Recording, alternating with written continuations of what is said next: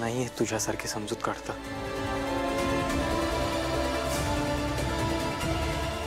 पण बॉस मी एवढंच म्हणेल की तुझ्या डोळ्यात पाणी नाही शोभत, आग शोभते।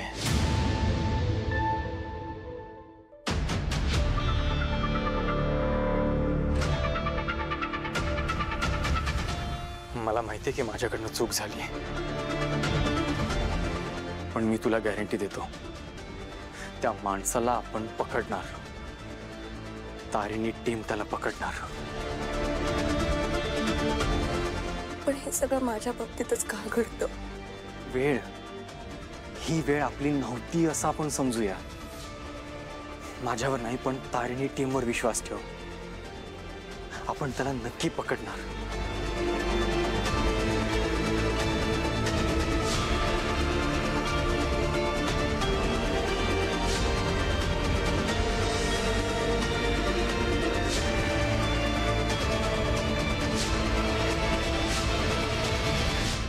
अरे पण एकदा ही मुलगी बघून तर घेशील, हा फोटो बघून तर घेशील। नाही आवडली मुलगी सोडून दे। सोडून दे ना, नाही आवडली। अरे पण एकदा बघून तर घेशील की नाही, बघशील की नाही? अरे डॅड, मुळात एखाद्याचं लग्न त्याच्या इच्छेविरुद्ध ठरवणं ही गोष्ट तुम्हाला चुकीचीच नाही वाटत आहे का? अरे कोण आहे ही? माझं लग्न आहे ना, मी ठरवेन ना कोणाशी करायचं, कधी करायचं, मी ठरवेन ना। तुम्ही ठरवा, पण ही कोण आहे ठरवणारी? आवाज कमी, आवाज कमी।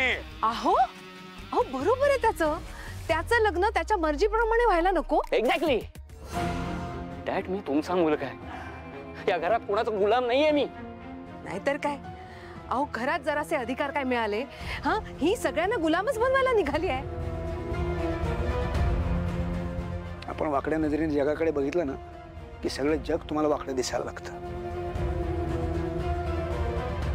आणि मला एक सांगा, कौशिकी हे सगळं जे काही करते आहे ते कोणासाठी? आपल्या कुटुंबाच्या भल्यासाठीच करते आहे ना? हा,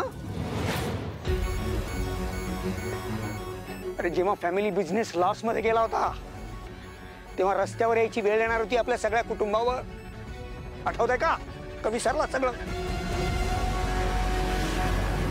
तेव्हा कौशिकीने एकटीने मेहनत घेऊन ही कंपनी पुन्हा उभी केली आहे। कोणासाठी? कोणासाठी? आपल्यासाठीच ना।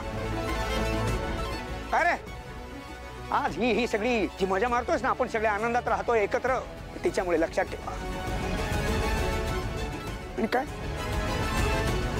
तू काय रे, तू काय तिचा गुलाम असल्याची भाषा करतोयस रे? अरे तुझ्या आईसारखी काळजी घेते तुझी ती, बापासारखी शिस्त लावते, बहिणीसारखी पाठीशी उभी राहते, तुझ्या भावासारखी साथ देते तुला। आज सुद्धा हे सगळं जे स्थळ आणलं ना तिने, ते तुझ्या भल्याचा विचार करूनच, लक्षात ठेव। अजूनही जरा शहाण्यासारखा वाग। हा, आयुष्य पुन्हा पुन्हा संधी देत नाही, कळतंय का युवराज? जरा विचार कर, विचार करा जरा। ताई गोष्ट सांग ना।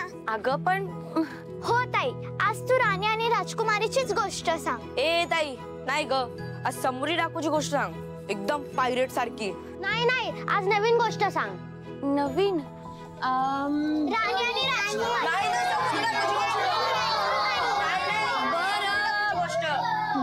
राणी आणि राजकुमारीची गोष्ट।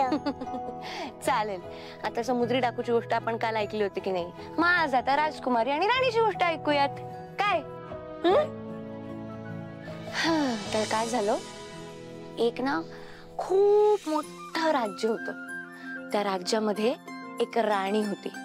ती अशी साधी सुधी राणी नव्हती बर का, एकदम शूर धाडसी राणी होती। आणि त्या राणीला एक छोटीशी राजकुमारी सुद्धा होती। माझ्यासारखी? हो, तुझ्यासारखी। आता त्या राजकुमारीचं नाव काय ठेवूयात बरं? सिंड्रेला। हा चालेल, सिंड्रेला। मग ही राणी आणि सिंड्रेला दोघी मिळून इतक्या छान राहायच्या, आणि राणी सिंड्रेलाला कायम हे शिकवायची की कधीही घाबरायचं नाही, डगमगायचं नाही, एकदम शूरपणे धाडसी वृत्तीने त्या संकटाला सामोरे जायचं। आणि आपली राजकुमारी म्हणजे आपली सिंड्रेला ते सगळं ऐकायची सुद्धा। पण मग एकदा काय झालं, त्या राणीच्या राज्यावर खूप मोठं संकट आलं. खूप मोठी मोठी राक्षस होती आणि त्या राक्षसांना ना राणीचं सगळं राज्य हवं होतं. बिचारी राणी त्यांच्याशी खूप लढली, न घाबरता न डगमगता लढली. प्रॉब्लेम फक्त इतका झाला ना की ह्या सगळ्यात ती एकटी होती.